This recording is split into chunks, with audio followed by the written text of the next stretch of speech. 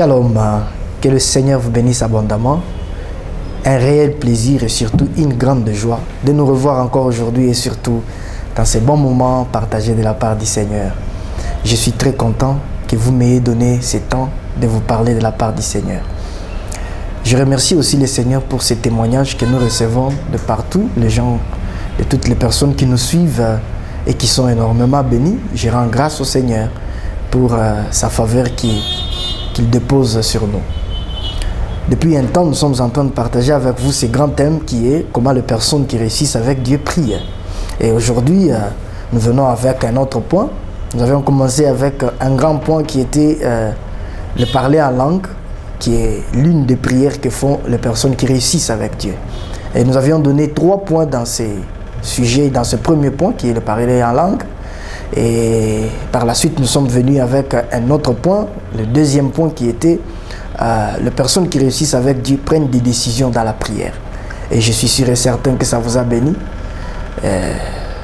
Aujourd'hui, nous venons avec un autre point, c'est-à-dire notre troisième point dans ce grand thème qui est comment les personnes qui réussissent avec Dieu prient. Et ce troisième point d'aujourd'hui, nous l'avions intitulé « Les personnes qui réussissent avec Dieu utilisent leur position spirituelle afin de prier pour les autres. » Ils utilisent leur position spirituelle, leur force spirituelle, leur capacité spirituelle afin de soutenir les autres. Et sachez qu'on ne devient jamais grand avec Dieu en s'occupant de soi-même, en cherchant que pour soi-même. Ça ne marche jamais ainsi avec Dieu.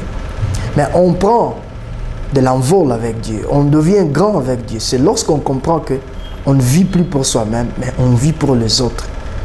Quand sa vie de prière n'est pas que centrée sur soi-même, ça devient centré pour les autres. Lorsque vous commencez à prendre trop de temps dans la prière, à intercéder pour les autres, à soutenir les autres, à aider les autres, vous devenez ipso facto un canal par lequel Dieu passe afin de bénir les autres. Et ainsi, vous ne serez jamais au même niveau.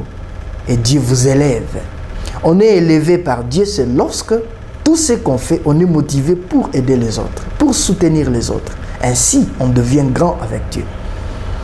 Aujourd'hui, je crois sincèrement que le Seigneur va une fois de plus vous bénir et il y a de bonnes choses. Sans plus tarder, je vais prendre un passage dans la Bible. C'est une histoire qui nous est familière. Et je suis dans le livre d'Esther, chapitre 4. Je vais lire le verset 13 et 14. La Bible dit: Mardochée fit répondre à Esther: Ne t'imagine pas que tu échapperas seul d'entre tous les Juifs, parce que tu es dans la maison du roi. Car si tu t'étais maintenant, le secours et la délivrance surgiront d'autre part pour les Juifs. Et toi et la maison de ton père, vous périrez. Et qui sait si ce n'est pas pour un temps comme celui-ci que tu es parvenu à la royauté. Esther fut une orpheline de père et de mère, selon bien sûr le commentateur. Elle fut une orpheline de père et de mère qui s'est retrouvée en déportation avec son oncle Mardochée. Dans le royaume où ils se sont retrouvés, il y avait une reine qui vivait déjà avec le roi. Et cette reine a commis une erreur grave. Et le roi ne pouvait pas le supporter. Bien sûr, Dieu était derrière tout cela. Tout comme Dieu, quand il veut vous faire du bien, il veut vous amener à un niveau supérieur, il peut détrôner les gens, il peut enlever les gens, il peut faire tout ce qui lui plaît pour vous faire vous du bien. Et ça, c'est notre Dieu. Et cela est arrivé à l'époque d'Esther. La reine Vatsi, qui était la reine de l'époque, elle a commis ce qui n'était pas supportable par le roi. Et il fallait qu'on choisisse quelqu'un d'autre ou une autre épouse pour le roi. Esther n'était même pas parmi des personnes qui pouvaient faire trembler le roi.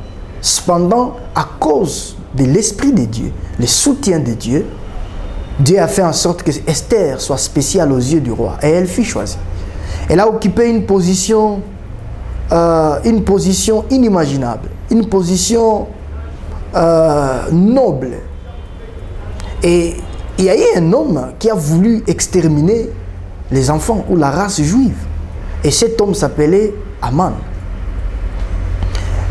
Et lorsqu'il était en train de comploter pour détruire les enfants d'Israël, gloire au Seigneur, par l'aide de Dieu, Mardochée a compris, il a entendu ce qui s'est préparé contre les Juifs. Alors Esther était le seul moyen devant Mardochée pour sauver la race juive. Alors on est parti dire à Esther qu'il faut que tu interviennes, il faut que tu fasses quelque chose.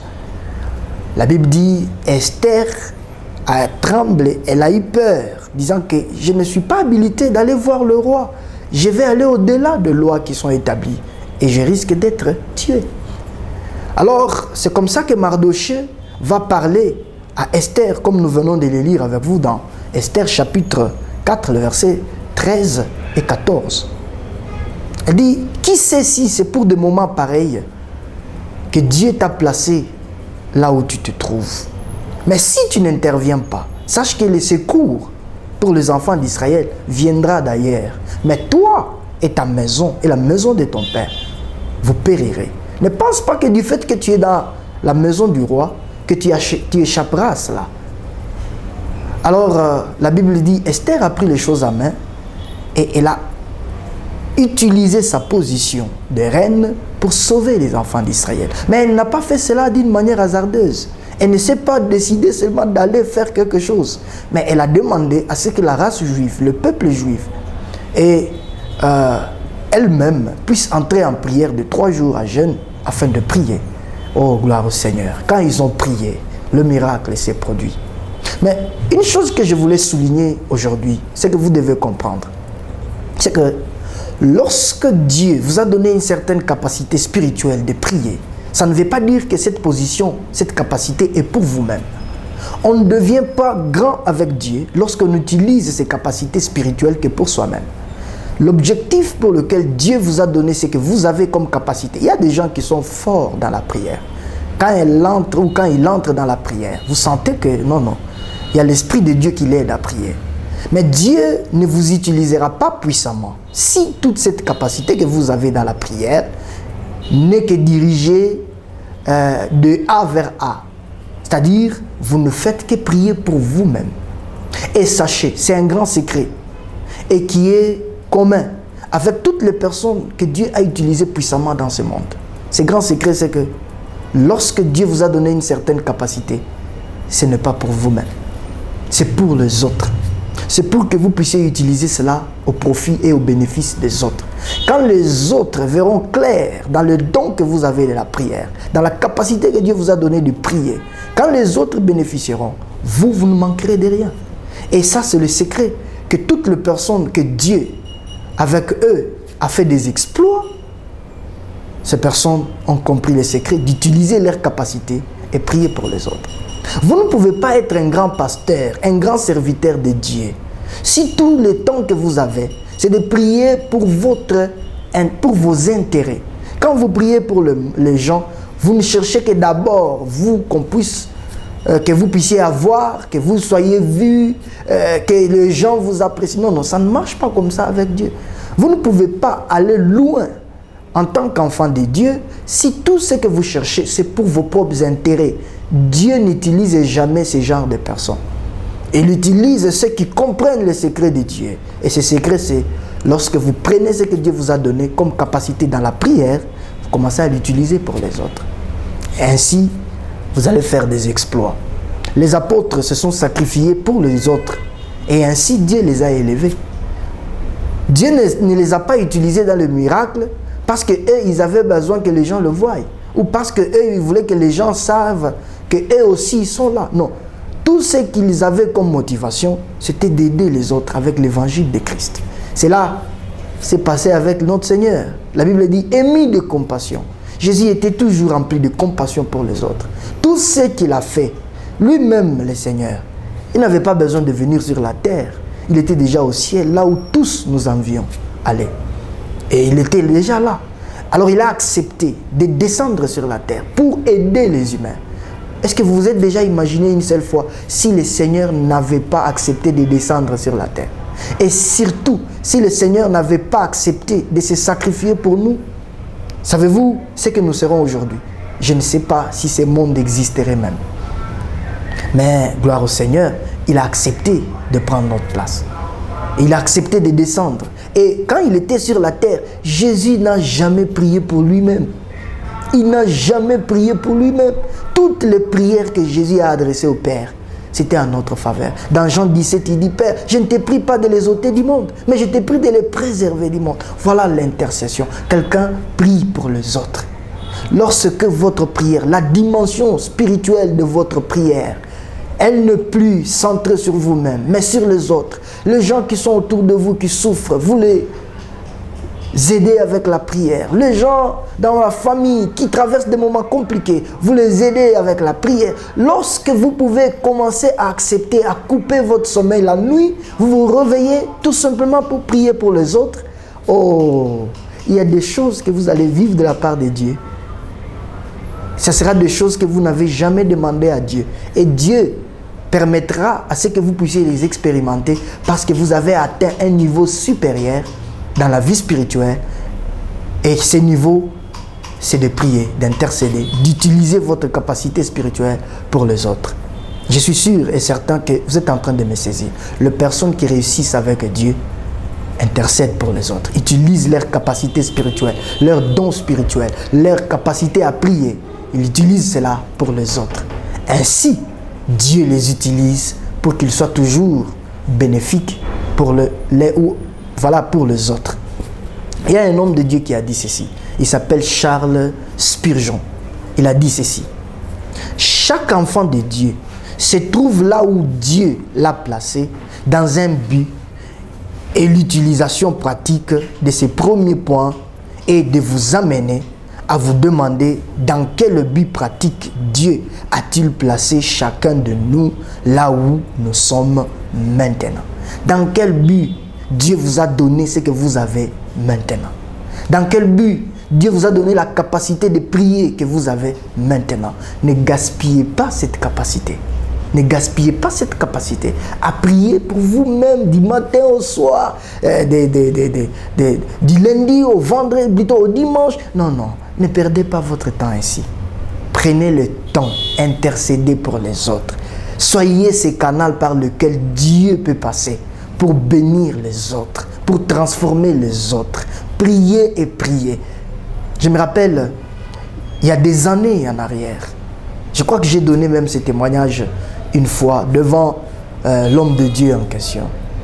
Moi, avec mon ami, le pasteur Valérie, nous étions encore,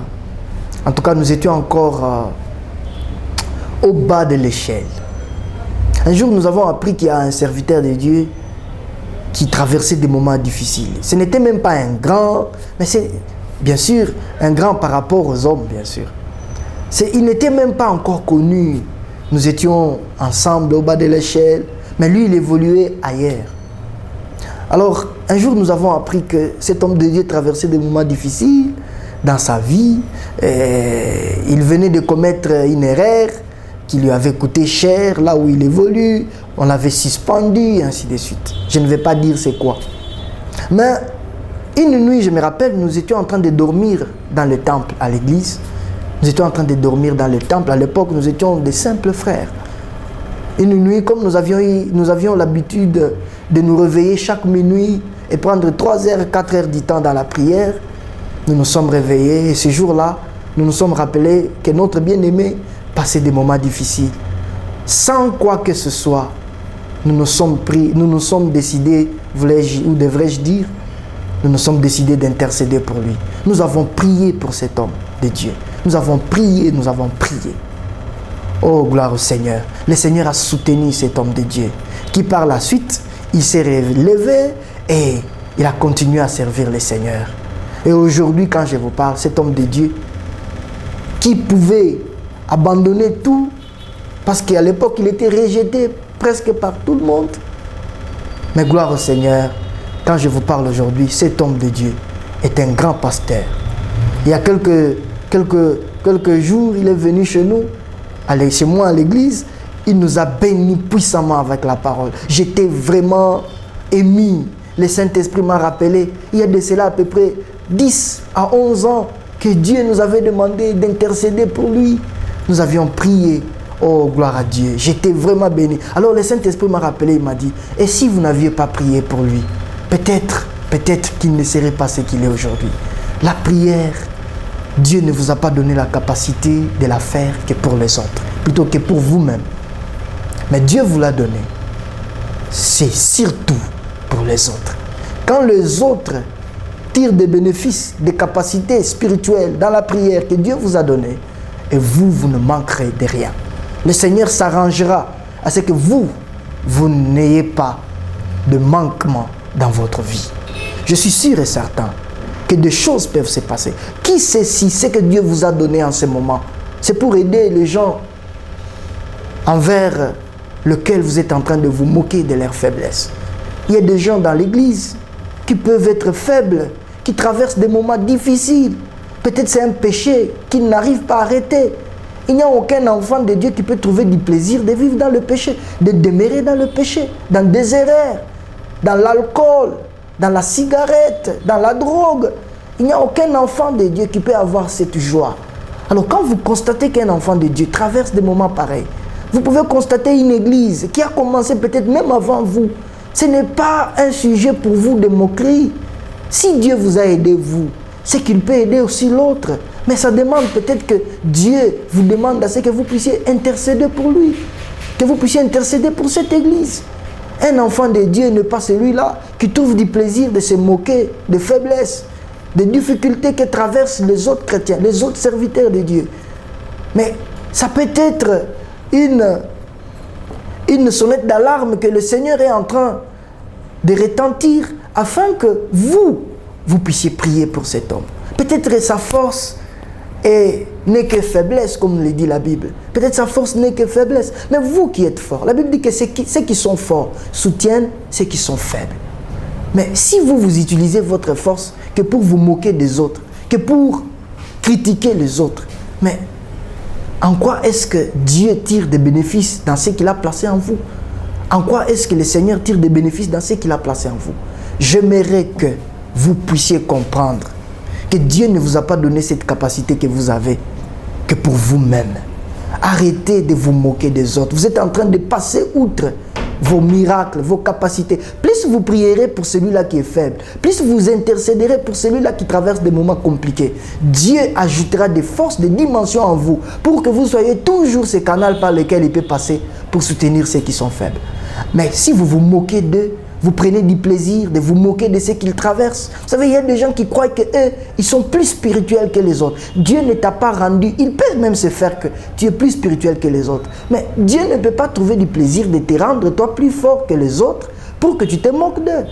C'est pour que ta force puisse rendre les autres aussi forts. Mais si ta force laisse les autres à demeurer faibles, c'est que cette force-là, tu ne l'utilises pas comme Dieu a voulu que tu l'utilises. Mes frères, il y a des âmes autour de vous qui ne peuvent pas être sauvées. Vous allez constater qu'il y a un membre de votre famille qui est toujours ivrogne, qui est toujours dans l'impudicité, qui n'arrive pas à sortir sa tête. Mais ce n'est pas un moyen pour vous de vous moquer de celui-là. C'est un temps, c'est une opportunité que vous puissiez utiliser la force que Dieu vous a donnée dans la prière afin d'intercéder pour que cette personne se tire de cette fosse dans laquelle il se retrouve, ou elle se retrouve. Je suis sûr que le Seigneur vous bénit. Je suis sûr et certain que le Seigneur vous bénit. Aujourd'hui, nous avons partagé avec vous ce point qui est les personnes qui réussissent avec Dieu utilisent leur capacité de prier, leur force dans la prière, intercéder ou pour les autres. Et je suis sûr que Dieu vous a béni. Shalom. Nous allons nous revoir. À très bientôt. Que Dieu vous garde. Grâce et paix.